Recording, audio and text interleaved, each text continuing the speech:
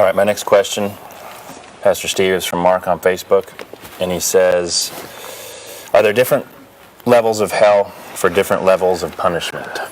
You know, there's indications of that. I on this a little bit on Sunday. Yeah. Oh, did you? Yeah. Oh, yeah, you taught about hell. Yeah. Yeah.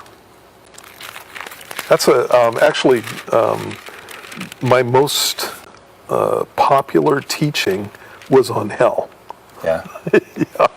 It was crazy how many Bible studies went out on that. Let's see. Talking about, let's see. Got to close the grass. Got to find this, guys.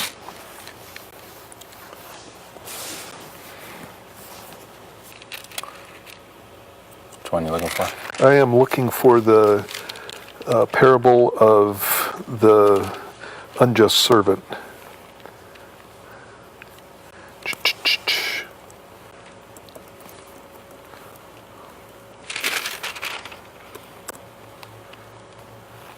Good grief. It's the one where Jesus talks about the guy who goes out and he's lazy, he doesn't want to work, and so he goes out and he sells his goods for half price to the... Oh, brother, where is this? That was Luke chapter 12.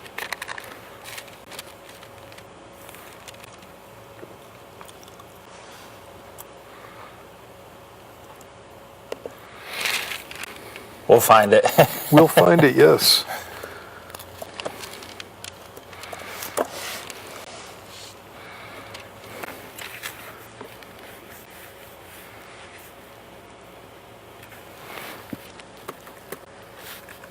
Luke 16, 1. Oh, it's 16?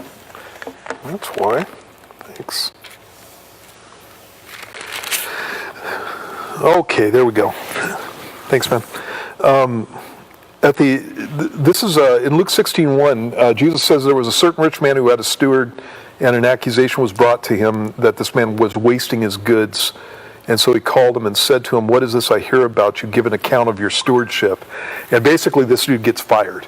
And so when he realizes that he's fired, what he does is he goes out and he tries to take care of his future by talking to the business, the guys that he'd done business with, and he basically sells out a bunch of his master's bills. He goes out and charges these guys half price.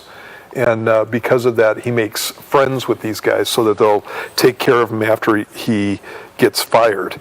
The passage goes on and it talks about in verse 9, Jesus says, "And I say to you, make friends for yourselves by unrighteous mammon or riches, that when you fail, they may receive you into an everlasting home." And then Jesus says this, "He was faithful in what is least is faithful also in much, and he was unjust in what is least is unjust also in much."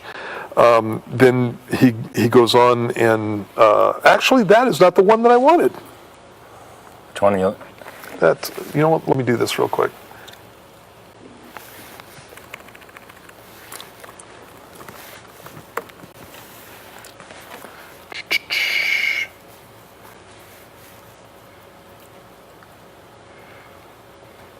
It was 12.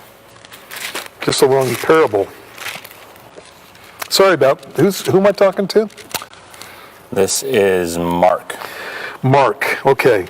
Luke chapter 12, verse 41, or verse 42, Jesus says, "Who then is that faithful and wise steward whom his master will make ruler over his household to give them their portion of food in due season? Blessed is that servant whom his master will find so doing when he comes. Truly I say to you, he'll make him ruler over all that he has. But if that servant says in his heart, my master is delaying his coming, and begins to beat the male and female servants, and to eat and be drunk, the master of that servant will come on a day when he's not looking for him, and at an hour when he's not aware of, and will cut him in two and appoint him his portion with the unbelievers.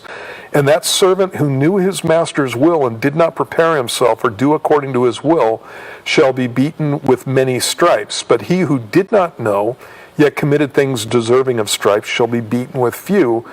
For everyone to whom much is given, from him much will be required, and to whom much also has been committed, of him they will ask the more. And so in that passage, when Jesus is talking about the consequences of not following the Lord, he makes the point that there's going to be a gradation as far as punishment goes. And that just makes sense. God's fair. And so, obviously, a guy like Stalin, or a guy like Mao Zedong, or a guy like Che Guevara, those guys who just went around murdering people, are not going to be on the same level as Joe Sixpack, who just didn't follow Jesus and was watching football games all of his life. God's fair about these things, and so that's pretty obvious. That's one of the passages that speaks to that. And so, sorry for taking so long to find it for you. The second part says the lake of fire seems to be the most extreme. What would you tell them about that? When you're talking about the lake of fire, basically, we're just kind of given a glimpse into the spiritual realm, and I don't know what all is going on there, basically. And so I don't even know if we're talking about literal fire. Right. The description there is bad, and one of the things that people will do with what I just said, and I don't know if we're talking about literal fire, is they'll go, oh no, it's like you're trying to minimize that. No, that's not the way that works. If I tell you that if I'm using a symbol for something, and I go, it's just awful. It's like this, or it's like that. Almost always, the symbol is going to be something less than the reality. And so when I go through and I look at what the Bible says about the final destiny of unbelievers, it talks about it being outer darkness. It talks about it being a place where even the smallest animal doesn't die, where their worm doesn't die, is what Jesus said. It basically talks about weeping and gnashing of teeth, people screaming forever, basically. And it's a picture, the picture is used of a lake of fire. Everybody who does not know Jesus is going to end up in the lake of fire. And actually, that's from a passage out of Revelation chapter 20 that Matt actually referred to a little bit earlier on. At the last judgment, the Bible says that everybody who is not written in the book of life is cast in the lake of fire. So in verse 13 it says, the sea gave up the dead who were in it, death and Hades delivered up the dead who were in them, and they were judged each one according to his works. Then death and Hades were cast in the lake of fire. That's the idea of everybody. Death, Hades, the sea, no matter where you've died, no matter what you've done, no matter your situation at the time of death, all these people are cast in the lake of fire, and that's the second death. And anyone not found written in the book of life was cast in the lake of fire. And so the lake of fire is not a gradation. It's not the ultimate worst place to go. The lake of fire is where everybody's going. But when we think of that concept of the lake of fire, it's like, what I'm thinking of is a big lake, and it's burning, and everybody's floating in there, and so it looks like it's all equal. Right. And what God's letting you know is that it's an awful place, and it's going to be a place of ultimate torment and suffering, specifically because the presence of God isn't there.